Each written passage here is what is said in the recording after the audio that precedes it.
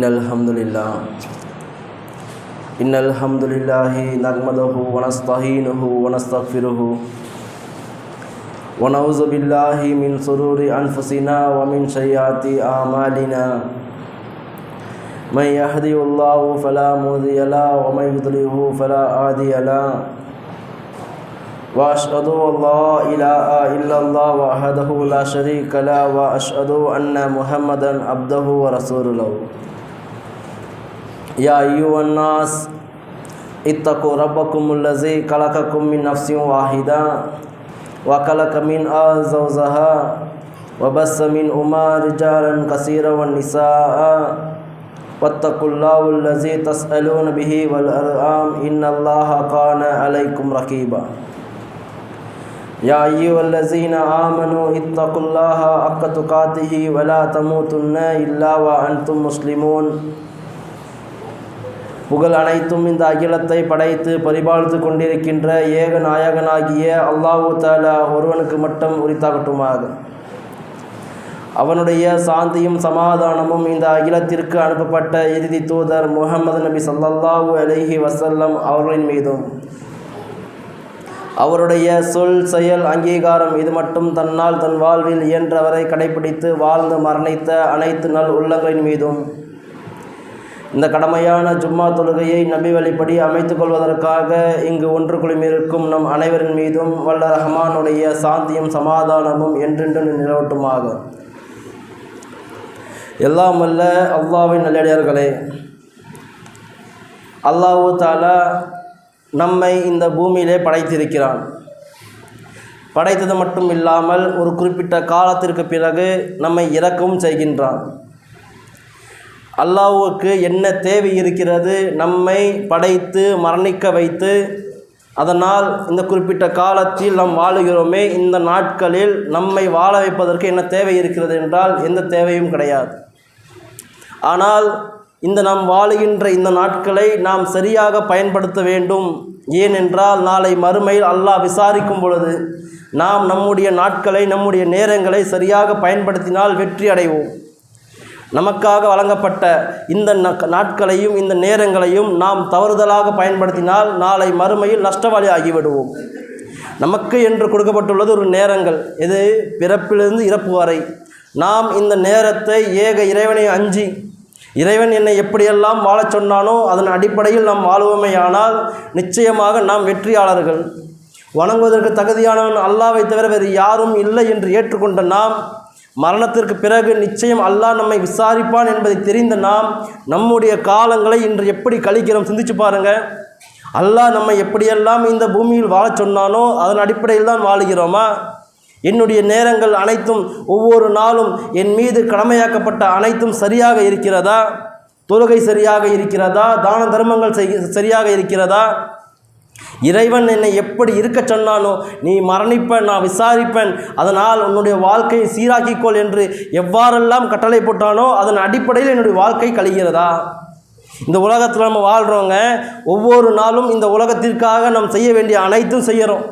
நம்ம குடும்பத்துக்கு பொருளாதாரம் தேவைதான், அதற்காக அதிகமான நேரங்கள் மெனக்கெடுறோம், அதிகமாக சம்பாதிக்கிறோம், இது ஒழுங்காக செஞ்சிடறோம். இல்லையா, சும்மா உட்காந்துருக்கோமா? அதிகமான நேரங்கள் நன்மையை கொள்ளையடிப்பதற்காக நாம் மரணித்த பிறகு அல்லாஹ் விசாரிப்பானே, அந்த நாளில் என்னிடத்தில் நன்மைகள் அதிகமாக பெற வேண்டும் என்ற எண்ணத்தில் நன்மைக்கு முந்துறோம்னா கிடையாது. சர்வ சாதாரணமாக இன்று நாம் எப்படி நம்முடைய பொழுதுகளை கழிக்கிறோம்னா, ஒரு ஃபோன் எடுத்து வச்சுக்கிறோம், ஃபேஸ்புக் எடுத்து வச்சுக்கிறோம், வாட்ஸ்அப் எடுத்து வச்சுக்கிறோம், பல மணி நேரங்கள் இதில் சர்வ சாதாரணமாக போயிடுது, நமக்கு தெரிய மாட்டேங்குது. இந்த நேரத்தை எல்லாம் நாம் உண்மையாகவே பயனுள்ளதாக கழிக்கிறோமா? இந்த நேரத்தில் நல்ல செய்திகள் தெரிஞ்சுக்கலாம். அல்லாஹ் சொல்கிறானே, குர்ஆனில் எவ்வளோ வசனங்கள் சொல்கிறானே, இவற்றையெல்லாம் தெரிஞ்சுக்கணும் முயற்சி பண்ணுறோமானா கிடையாது. அல்லாஹ் தஆலா திருமறை குர்ஆனில் மனிதர்களை பற்றி சொல்கின்றான், வல் அஸ்ர், காலத்தின் மீது சத்தியமாக. சொல்கிறதுக்கு முன்னாடி சொல்கிறான், காலத்தின் மீது சத்தியமாக. காலம் என்றால் இரவு பகல் மாறி மாறி வருகிறது. இந்த காலத்தின் மீது சத்தியமாக அல்லாஹ் சொல்கின்றான், இன்னல் இன்சான லஃபீ குஸூர், இந்த மனிதன் நஷ்டத்தில் இருக்கிறான். மனிதனை பற்றி அல்லாஹ் சொல்கின்றான், மனிதர்கள் நஷ்டத்தில் இருக்கிறார்கள். யாரை தவிர என்று அல்லாஹ் பட்டியல் போடும் பொழுது, இல்லல்லஸீன ஆமனு வ ஆமினு ஸாலியாத், யாரெல்லாம் வணங்குவதற்கு தகுதியானவன் அல்லாஹ்வை தவிர யாரும் இல்லை என்று ஏற்றுக்கொண்டார்களோ, சாலியான அமல்கள் தன்னுடைய வாழ்க்கையில் செய்கிறார்களோ அவர்கள் தவிர. மேலும் சொல்கின்றான், ஒத்தவா சோபில் ஆக், யார் உண்மையை மக்கள் மத்தியில் போதிக்கிறாங்க, யார் உண்மையை மக்கள் மத்தியில் போதிக்கிறாங்க அவங்கள தவிர. மேலும் சொல்கின்றான், ஒத்தவா சௌபி சபர், யார் பொறுமையை மேற்கொள்கிறார்கள். இந்த 4 பண்புகள் உங்கள்கிட்ட இருக்குதா? அல்லாஹ்வை தவிர யாரையும் வணங்க மாட்டேன், சாலியான நல்ல அமல்கள் நான் செய்வேன், நான் உண்மையை மக்களுக்கு போதிப்பேன், எந்த நிலையுமே என்னுடைய பொறுமையை இழக்க மாட்டேன். இந்த பண்புகளெல்லாம் ஒரு மனிதர் இருந்தால் அவர்கள் நஷ்டவாளி கிடையாது. இவற்றை தவிர உங்களிடத்தில் என்ன பண்புகள் இருந்தாலும் நிச்சயமாக அவர்கள் நஷ்டவாளிகள் என்று எச்சரிக்கிறான். சிந்திச்சு பாருங்க, இன்று நம்முடைய வாழ்க்கையில் இந்த குர்ஆன் வசனத்தை ஒப்பிட்டு பாருங்க, நாம் நன்மையான காரியங்கள் அதிகமாக செஞ்சு நம்ம நேரத்தை பயனுள்ளதாக கழிக்கிறோமா? அல்லாஹ் காலத்தின் மீது சத்தியமிட்டு சொல்கின்றான், மனிதன் நஷ்டத்தில் இருக்கிறான். என்னதுமா காரணம்? நம்முடைய ஒவ்வொரு நாளும் நமக்கு கொடுக்கப்பட்ட நேரங்கள், நாம் மரணம் அடைகின்றவரை நாம் நமக்கு பெற்ற நேரத்தை பயனுள்ளதாக கழிக்கிறோமா? சும்மா உட்காந்துட்டு வராங்க, அல்ஹம்துலில்லாஹ் சொல்லலாம், சுப்ஹானல்லாஹ் சொல்லலாம், அல்லாஹ் அக்பர் சொல்லலாம், திக்ர் எடுக்கிறோமா? கடையில் எந்த வேலையும் இல்லை, வியாபாரத்துக்கு யாரும் வரல, வேலை இல்லை, சும்மா இருக்கிறோம், குர்ஆன் எடுத்து படிக்கிறோமா? ஆனால் அப்படி பண்ணுறது கிடையாது. ஒரு 10 நிமிஷம் கேப் கிடச்சிச்சா ஃபேஸ்புக் எடுத்து பல மணி நேரம் பார்க்குறது, இந்த வீடியோ என்ன, இது யார் பண்ணியிருக்காரு, அவர் என்ன அமைச்சிருக்காரு, இப்படி தான் நம்முடைய நேரங்கள் கழிக்கிறது தவிர நாம் இந்த நேரங்களை எல்லாம் நமக்கு நாளை மறுமையில் பயனுள்ளதாக ஆக்குறோம்னா கிடையாது. அல்லாஹ் திருமறை குர்ஆனில் ஒரு மூமினோட பண்பு எப்படி தான் இருக்குன்ற சொல்கிறான். ஒரு மூமின் என்றால் அவன் பண்பு பற்றி சொல்லும் பொழுது, இன்னமக்கானு கவுலல் மூமினின், ஒரு மூமின் என்றால் அவன் பண்பு எப்படி இருக்குன்னு சொல்லும் பொழுது, இதா துவா இலல்லாஹி வ ரசூலி, அல்லாஹும் அல்லாஹ்வுடைய தூதரும் அவன் அழைக்கப்பட்டால், அல்லாஹ்வும் அல்லாஹ்வுடைய தூதரும் ஒரு தீர்ப்பு வழங்குவதற்கோ அல்லது ஏதேனும் ஒரு காரியத்திற்காக அழைக்கப்பட்டால் அந்த மக்கள் சொல்வார்களாம், என்ன தெரியுமா? காலு சமீனா, நாங்கள் செவியுற்றோம், அல்லாஹ் எதெல்லாம் எங்களுக்கு சொல்கிறானோ, அல்லாஹ்வுடைய தூதர் எதையெல்லாம் எங்களுக்கு சொல்கிறாங்களோ அனைத்தும் செவியுற்றோம். அதுக்கு அடுத்ததாக சொல்கிறாங்க, வாத்தானா, நாங்கள் கட்டுப்பட்டோம். இறைவா நீ தொழுகைக்கு வான்னு சொன்ன, நான் தொழுகைக்கு வந்துட்டேன். இறைவா நீ தானதம் பண்ணுன்னு சொன்ன, தானதம் பண்ணிட்டேன். நீ எப்படி இந்த பூமியில் என்னை வாழ சொன்னாயோ அப்படி தான் வாழ்ந்தேன். உன் நினைவாக இருக்க சொன்னியா, உன் நினைவில் தான் இருக்கிறேன். உன் நினைவு விட்டு வேறு எதுவும் செய்ய கிடையாது. நீ இந்த பூமியில் மனிதனை எப்படியெல்லாம் வாழ சொன்னாயோ அப்படி தான் நான் வாழ்ந்தேன். யாருடைய வாக்காக இருக்குது? யார் அல்லாஹ்வை ஏற்றுக்கொண்டு மூமினாக இருக்கிறாங்களோ அவர்களுடைய பண்பு. சிந்திச்சு பாருங்க, நமக்கு அல்லாஹ் எவ்வளோ கட்டளையிட்டு இருக்கான். வா அகீமு ஸலா வா ஆத்து ஸகா, நீ தொழுகை நிலைநாட்டு, ஸகாத்தை நிலைநாட்டுன்னு சொல்கிறானே.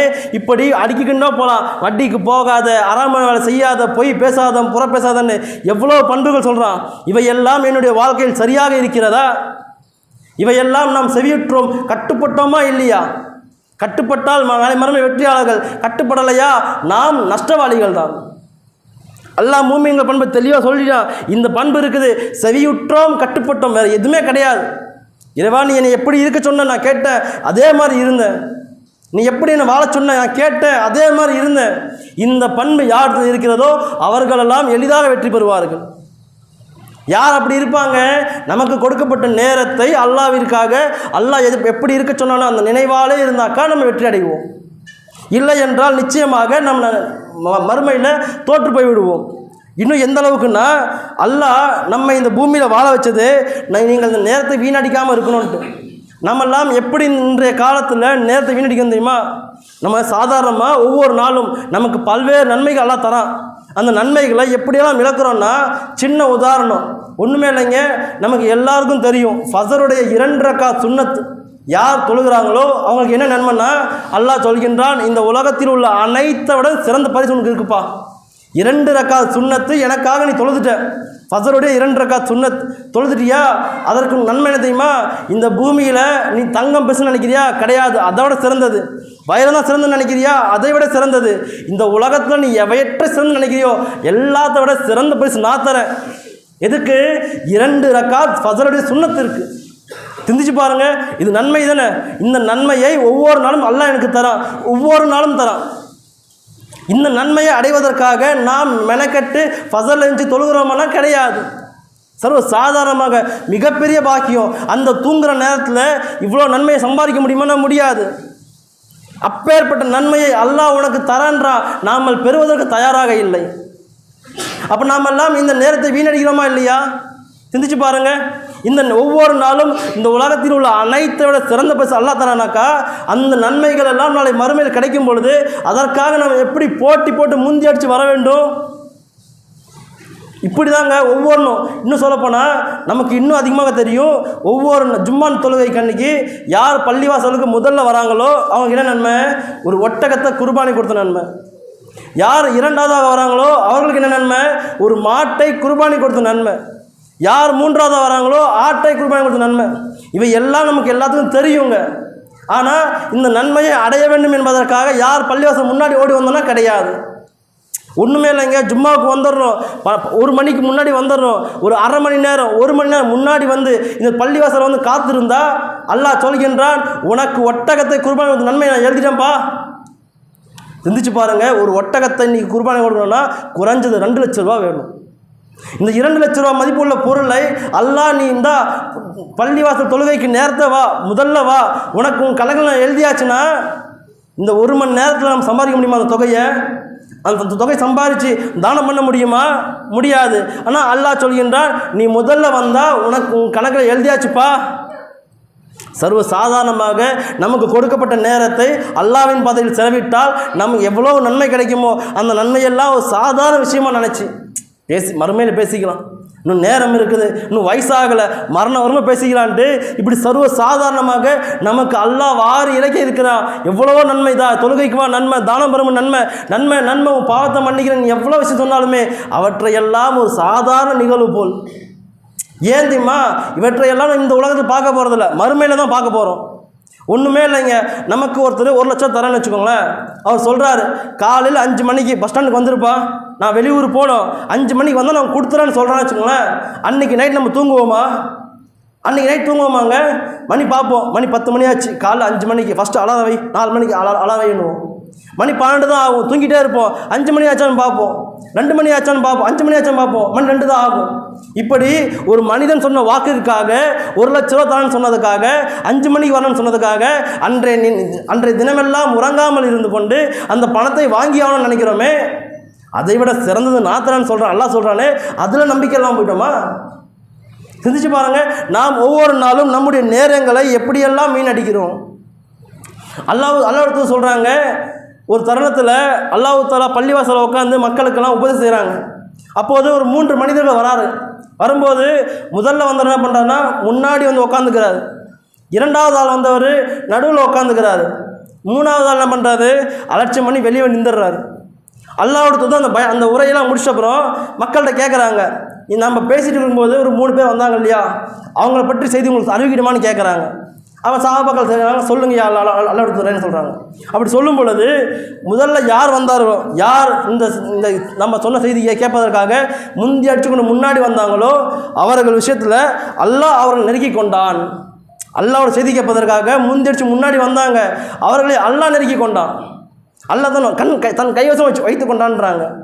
யார் 2வதாக கொஞ்சம் தொலைவில் உட்காந்தாங்களோ அவன் எப்படி வெக்கப்பட்டு முன்னாடி வரலையோ அதே போல் அவன் விஷயத்தில் அல்லாஹ் வெக்கப்பட்டான். நீ வெக்கப்பட்டு முன்னாடி வரல, செய்தி கேட்க நமக்கு பார்த்துலாம் விட்ட, உன்னோட விஷயத்தில் அல்லாஹ் வெக்கப்பட்டான். அல்லாஹ் வெக்கப்பட்டான்னா அருள் வளங்களை குறைத்து விட்டான். 3வது ஆள் யார்? அலட்சியமாக வெளியிருந்தான் இல்லையா, அப்போ அருள் சொல்கிறான், அல்லாஹ் சொல்கிறாங்க, எப்படி அவன் அலட்சியம் செய்தானோ அதே மாதிரி நாம் அவனை அலட்சியம் செய்து விட்டோம், அவனுக்கு எந்த அருளும் கிடையாதுன்றான். சிந்திச்சு பாருங்கள்.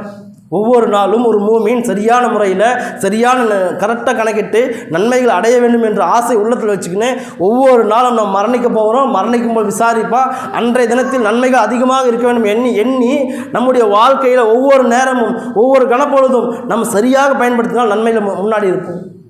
அல்லாஹ் கேட்குறான் திருமறை குர்ஆனில், இந்த மக்களுக்கு என்னை நினச்சி பணி நேரம் வரலையா? எப்படி கேட்குறான்னா, அலம் யஹனி, இந்த மக்களுக்கு நேரம் வரலையா? அல்லஸீன ஆமனு, நம்பிக்கை கொண்ட மக்களே உங்களுக்கு இன்னும் நேரம் வரலையா? எதற்காக தெரியுமா? இன்ன தஷ்உ குலூபு லிஸிக்ரில்லா, இறைவன் நினைவால் அல்லாஹ் ஒருத்தவங்க படைச்சிருக்கான் இல்லைங்களா, அந்த அல்லாஹ்வை நினைச்சு உண்மையின் பால் நீங்கள் பணிகின்ற நேரம் வரலையான்னு கேட்குறான். சிந்திச்சு பாருங்கள். நம்பிக்கை கொண்ட உள்ளங்கள் அல்லாஹ்வின் நினைவால் பணிகின்ற நேரம் வரலையா? அது கேட்டு அல்லாஹ் சொல்கின்றான், உமக்கு முன்னார் நமக்கெல்லாம் முன்னாடி வேதம் கொடுக்கப்பட்ட மக்களை நான் எவ்வாறு ஆக்கினேன் சிந்திக்க மாட்டாயா? அல்லாஹ் பல்வேறு நமக்கு தெரியலீங்களா, மூசா அலைஹிஸ்ஸலாமோட வரலாறு எப்படி இருக்குது, இப்ராஹிம் அலைஹிஸ்ஸலாம் வரலாறு எப்படி இருக்குது, எந்த மக்கள் எல்லாம் அல்லாஹ்வுக்கு கட்டுப்படாமல் வந்தாங்களோ, அல்லாஹ்வோட கட்டுப்படாமல் வந்தாங்களோ அந்த மக்களை எல்லாம் அல்லாஹ் அழிச்சான்னு சொல்கிறானா இல்லையா? அதுபோல் உங்களுக்கு ஏற்படாமல் இருப்பதற்கு நீங்கள் அல்லாஹ்வை அஞ்சி அல்லாஹ்வின் நினைவால் உண்மையின் பால் நீங்கள் வருவதற்கு நேரம் வரலையான்னு கேட்குறான். யாரெல்லாம் அல்லாஹ்வை நினைக்காம அல்லாஹ்வை அஞ்சாமல் இருக்கிறீங்களோ நீங்கள் நிச்சயமாக நாளை மறுமையில் எப்படி வேதம் கொடுக்கப்பட்டவர்களெல்லாம் பழிவாங்கப்பட்டார்களோ அதே போல் உங்களுக்கும் ஆகும் என்று அல்லாஹ் மறைமுகமாக எச்சரிக்கிறான். சிந்திச்சு பாருங்கள், நாம் ஒவ்வொரு நாளும் நம்முடைய நிலையை எப்படி கடக்கிறோம், நமக்கு வழங்கப்பட்ட ஒவ்வொரு நாளையும் சர்வ சாதாரணமாக நன்மைகள் பெறுவதற்கான வாய்ப்புகள் எப்படியெல்லாம் இழக்கிறோம். இப்படி இழந்த மனிதன் அவனுக்கு அல்லாஹ் எச்சரிக்கிறான். எப்படி தெரியுமா? நிச்சயமாக உங்கள் அனைவருக்கும் ஒரு நேரம் வரும். எனக்கு தான் உனக்கு தான்லாம் கிடையாது, நாம் அனைவருக்கும் இந்த பூமியில் படைக்கப்பட்ட அனைத்து மக்களுக்கும் ஒரு நேரம் வரும். என்ன தெரியுமா? சக்கராத், மரண தருவாய். அந்த மரண தருவாய் வரும்பொழுது ஒரு மனிதன் சொல்லுவானா, அத்தா ஐசா ஜாஹா அஹதுகுமுல் மவுத், இறைவா அவர்களுக்கு யாரேனும் மரணம் வரும்பொழுது அவர்கள் சொல்வார்களா, காலி ரப்பி அர்ஜுஹூன், இறைவா எனக்கு கொஞ்ச நேரம் அவகாசம் கொடு, எனக்கு கொஞ்ச நேரம் அவகாசம் கொடு. எதற்கு தெரியுமா? அந்த மனிதன் சொல்வானா, லா ஹல்ல ஆமாலு சாலிஹா, இறைவா நான் போயிட்டு அறங்களெல்லாம் செஞ்சுட்டு நல்லவனாக வந்துடுறேன். இந்த பூமியில் அல்லாஹ் தாலா நமக்கு வாழ்வதற்கு நேரம் கொடுத்துருக்கான். அப்போ நினைக்கல, அல்லாஹ் அஞ்சணும்னு நினைக்கல, அல்லாஹ்வுக்கு கட்டுப்படணும்னு நினைக்கல. அந்த மனிதனுக்கு மரணம் வரும் பொழுது அல்லாஹ்கிட்ட கேட்பானா, ரப்பி எனக்கு கொஞ்சம் நேரம் கொடு, ஒரு கொஞ்சம் நேரம், எதெல்லாம் சம்பாதிச்சு வச்சுருக்கணும், எந்த சொத்தெல்லாம் என்கிட்ட இருக்குதோ எல்லாத்தையும் நான் தானம் பண்ணிவிட்டு உன்னிடத்தில் வரேன் இறைவா, எனக்கு கொஞ்சம் அவகாசம் கொடுன்னு. அப்போ அல்லாஹ் சொல்வானா, கல்லா கண்டிப்பாக கிடையாதுப்பா, இது உன்னுடைய வார்த்தை தான், இது உண்மையாக நீ செய்ய மாட்ட, உனக்கு அவகாசம் கிடையாதுன்னு சொல்கிறான். நமக்கு ஒரு நேரம் கொடுக்கப்பட்டிருக்குது. அந்த நேரத்தில் நாம் அல்லாஹ்விடத்தில் நன்மையான காரியங்கள் செஞ்சு தானம் பண்ணாக்கா அந்த நாளில் அந்த சக்கராத்தில் வரும் பொழுது நமக்கு எந்த பயமும் தேவையில்லை. அல்லாஹ்விடத்தில் நம்ம நேரம் கேட்க மாட்டோம். நாம் எல்லாத்தையும் சுருக்கி கொண்டு எதையுமே தானம் பண்ணாமல் இருந்தாக்கா அந்த நாளில் அந்த நேரத்தில் இறைவா எனக்கு கொஞ்சம் நேரம் அவகாசம் கொடு, நான் போய் தானம் பண்ணிட்டு வந்துடுறேன். மேலும் அல்லாஹ் சொல்கின்றான், அவர்களுக்கு பாவ மன்னிப்பும் கிடையாது. யாருக்கு? அல்லாஹ் பாவ மன்னிப்பு கிடையாது யாருக்குன்னு சொல்லும் பொழுது வல்லைசத்து தௌபா, ஒரு மனிதன் பாவ மன்னிப்பு கேட்பான். எப்போ தெரியுமா? அவனுக்கு சக்கராத் வந்துருச்சு, மவுத் நெருங்கிருச்சுன்னு தெரிஞ்சிடும். இதற்கு மேலே டாக்டர் காப்பாற்ற முடியாது, யாரும் காப்பாற்ற முடியாது, நம்ம சம்பாதிச்ச பணம் நமக்கு பயன்படாது, எதுவுமே தெரியாது, நமக்கு எந்திரிச்சு நிற்க வக்கலன்னு தெரிஞ்சு போயிடும். இதுக்கு மேலே நம்மளால் முடியாதுப்பா, அவ்வளோதான், நம்ம சரணாகதி ஆகிட்டோம், நம்ம உயிர் போக போகுதுன்னு தெரியும். அப்போ கேட்பான், யா அல்லாஹ் என் பாவத்தை மன்னிச்சிரு, யா அல்லாஹ் என் பாவத்தை மன்னிச்சிருன்னு. அல்லாஹ் சொல்கின்றான், யார் ஒருவர் தீமை செய்து கொண்டு மரணம் நெருங்கும் பொழுது இறைவா என் பாவத்தை மன்னிச்சுன்னு கேட்குறானோ அவனுக்கும் ஏக இறைவனை மருத்துவராக மறந்துகிறாங்களோ உங்கள் இருவருக்கும் பாவ மன்னிப்பே கிடையாதுன்றான். சிந்திச்சு பாருங்கள், நம்ம ஒவ்வொரு நாளும் எவ்வளோ பாவம் செய்கிறோம், எவ்வளோ தவறுகள் செய்கிறோம். சாலையில் போகும் பொழுது கண் பார்வையினால் செவிகளால் எவ்வளோ தவறு சொல்லவே முடியாதுங்க. அந்த தவறுகளுக்கெல்லாம் பாவ மன்னிப்பு கேட்டிருக்கோம்னா கிடையாது. ஒவ்வொரு நாளும் நம்முடைய நேரத்தை தொழுகைக்கு வரோம், தொழுகை முடித்த உடனே 5 நிமிஷம் உட்காந்து இறைவா என் பாவத்தை மன்னிச்சிரு, நான் இந்த பாவத்தை பண்ண மன்னிச்சிரு, அந்த பாவத்தை மன்னிச்சிருனா அன்றன்றைக்கே நம்மளோட கணக்கு தீர்க்கப்படும். எந்த பாவ மன்னிப்பு கேட்கல, மவுத்து வரும்போது இறைவா என்னை காப்பாற்று, இறைவா என் பாவத்தை மன்னின்னு, இறைவா கொஞ்ச நாள் அவகாசம் கொடு, நான் போய் தானம் பண்ணிட்டு வரேன்னா எந்த பயனும் கிடையாது.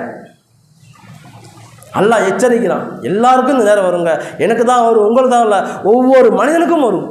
அது ஆண்காலும் சரி பெண்காலும் சரி அனைவருக்கும் வரும். அந்த நேரம் வருவதற்கு முன்னால் நாம் நம்முடைய நேரங்களை நம்முடைய காலங்களை எவ்வாறு பயன்படுத்தணுமோ அதுபோல் பயன்படுத்தினால் நிச்சயமாக மறுமையில் வெற்றி அடையலாம். அல்லாஹ்வுடைய சின்ன ஒரு எச்சரிக்கை பண்ணுறாங்க இந்த முஸ்லீம்களுக்கு. என்னதுங்களா, யார் நரகத்தில் கொடுக்கப்படுகின்ற குறைந்த தண்டனை, இந்த நரகத்திலேயே கொடுக்கப்படுகின்ற மிக குறைவான தண்டனை பற்றி சொல்லும் பொழுது நாளை மறுமையில் அல்லாஹ் சொல்கிறாங்க, மிகவும் குறைவான வேதனை அனுபவிக்கும் நபர் அவரை கொண்டு வருவாங்க. அவருக்கு நெருப்பாலான செருப்பு அணிவிக்கப்படுவார்கள், நெருப்பாலான கால் அணிவிக்கப்படுவாங்க. அது அணிவிக்கப்படும் பொழுது அது காலை காலில் வைக்கிறாங்க, அதோட சூடு எப்படிமா இருக்கும், மூளை கொதிக்குமா. எப்படின்னா அடுப்பில் வைக்கப்பட்ட செம்பு பாத்திரத்தில் தண்ணி வச்சாக்கா எப்படி புலம் கொதிக்குதோ அதுபோல் அந்த மனிதனின் மூளை கொதிக்குமா. ஒரு மனிதனுக்கு கொடுக்கப்படுகின்ற மிகவும் குறைந்த தண்டனை 2 கால்களுக்கு நடுவில் கால் நீக்கப்படும், அதனால் அவன் மூளை கொதிக்கும். அது கொதிக்கும் பொழுது அந்த மனிதன் சொல்வானா, இதுதான் நரகத்திலே மிக கொடூரமான வேதனையோ. ஆனால் அல்லாஹ் சொல்கிறாங்க, நரகத்தில் இதுதான் மிக லேசான தண்டனை. நாம் ஒவ்வொருவரும் சிந்தித்துக் கொள்ள வேண்டும். நமக்கு இந்த நிலை வரக்கூடாது என்றால், நாம் அந்த நரகத்திற்கு சென்றுவிடக்கூடாது என்றால், நமக்கு வழங்கப்பட்ட நேரங்களை நாம் மரணிக்கின்ற வரை நாம் ஒவ்வொரு நாளும் அல்லாஹ்வை அஞ்சி ஒவ்வொரு நேரமும் வீணடிக்காமல் ஃபேஸ்புக், வாட்ஸ்அப் என்று தேவையில்லாத விஷயங்களில் அதிக கவனம் செலுத்தாமல் அல்லாஹ்வை நினைத்து கொண்டு தொழுகை சரியாக செய்து கொண்டு முடிந்தவரை என்னால் எப்போ மௌத்துடன் தெரியாது அதுவரையும் நாம் அமல்களிலே அதிகம் கவனம் செலுத்தினால் நாம் நிச்சயமாக நாளை மறுமையில் வெற்றி அடைவோம் என்பதை நினைவுபடுத்தியதாக நினைவுபடுத்திக் கொள்கின்றேன்.